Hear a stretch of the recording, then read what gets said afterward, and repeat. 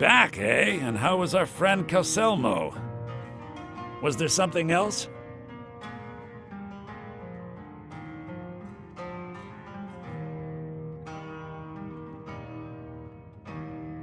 In the time before man, they were known as the Snow Elves. They lived in the sunlight and had a very prosperous society. Like the Altmer? Yes, I would say their culture quite possibly rivaled our own. The Nords went to war with the Falmer in the First Era, killed them by the thousands to drive them from their snowy homeland. The Falmer retreated underground and forged an uneasy alliance with the dwarves who ended up betraying them.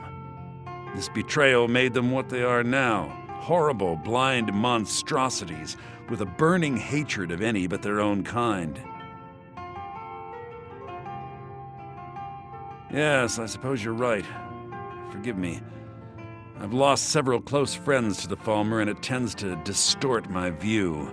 If you wish to learn more about them, you're welcome to my tome on the subject. Should be on my table.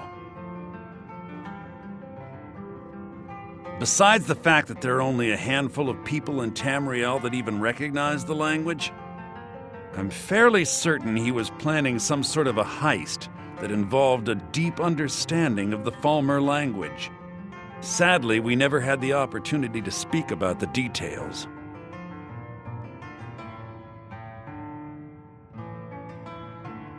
Ironically, I pointed him in the same direction I pointed you, to Markarth and Calselmo.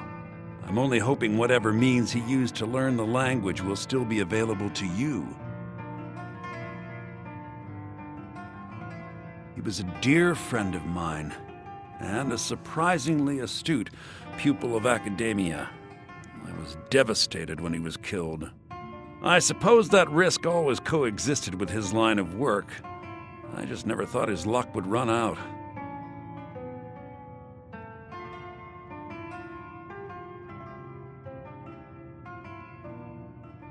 For the thrill, of course.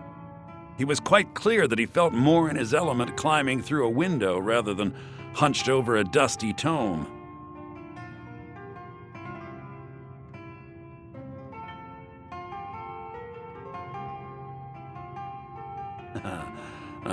Yes, quite an amusing anecdote, actually. I caught him trying to break into my laboratory.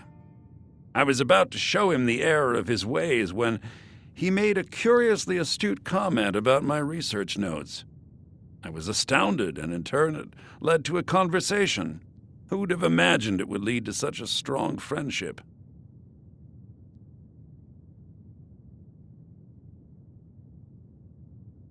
I suppose it would be inappropriate of me to ask how you obtained this, so I simply won't.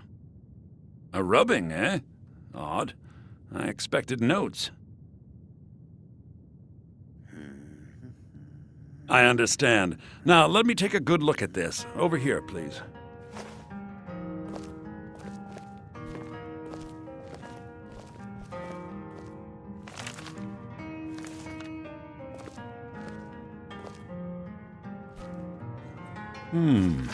This is intriguing, but highly disturbing. It appears that Gallus had suspicions about Mercer Frey's allegiance to the Guild for months. Gallus had begun to uncover what he calls an unduly lavish lifestyle replete with spending vast amounts of gold on personal pleasures. Does the journal say where this wealth came from? Yes, Gallus seems certain that Mercer had been removing funds from the Guild's treasury without anyone's knowledge. Anything else, Enthyr? Anything about the Nightingales? Yes, here it is. The last few pages seem to describe the failure of the Nightingales, although it doesn't go into great detail. Gallus also repeatedly mentions his strong belief that Mercer desecrated something known as the Twilight Sepulchre. Shadows preserve us, so it's true. I'm not familiar with the Twilight Sepulchre. What is it? What's Mercer Frey done? I'm sorry, Enthyr. I can't say. All that matters is we deliver your translation to the Guild immediately. Farewell, Enthyr. Words can't express. It's all right, Carlia. You don't have to say a word. Hmm?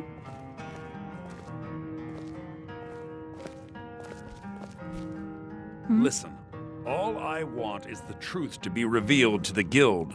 They respected Carlia, and she deserves better. Do whatever you can, and I'd consider it a personal favor. Hmm?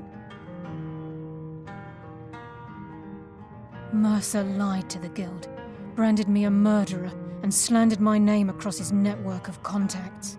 For 25 years I ran, never sleeping in the same place twice and carefully covering my tracks. Mercer doesn't need to die. He needs to feel the cold sting of fate as his life crumbles in front of him and he's hunted by the Guild. I can promise you, if it comes to that, and my back's to the wall, I won't hesitate. He was a scholar, a master thief, and a natural leader. Everyone respected him and followed him without question. It was Gallus who inducted me into the Nightingales and honed my skills to a razor-sharp point. I owe everything to him. We were very close.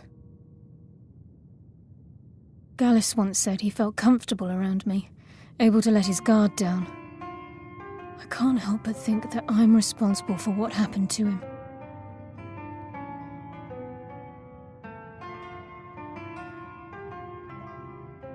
Listen, all I want is the truth to be revealed to the Guild.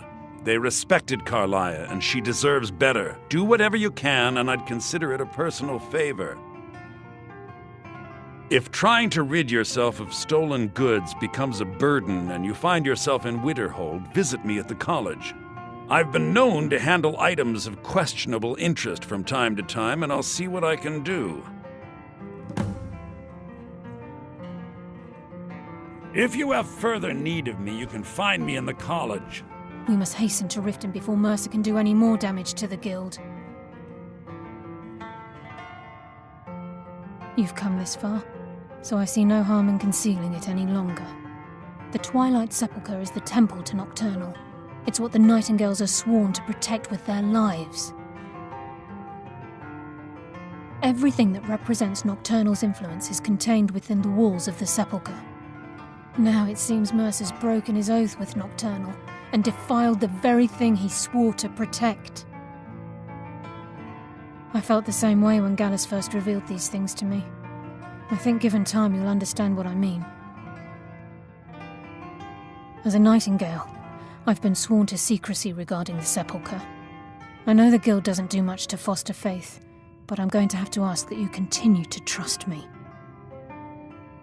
I'll make for Riften and scout the situation, see if I can discover what Mercer's up to. When you're ready, meet me at the Ragged Flagon. In the meantime, I wanted you to have this.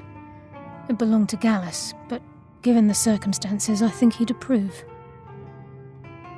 If the Guild isn't willing to listen to reason, you might have to.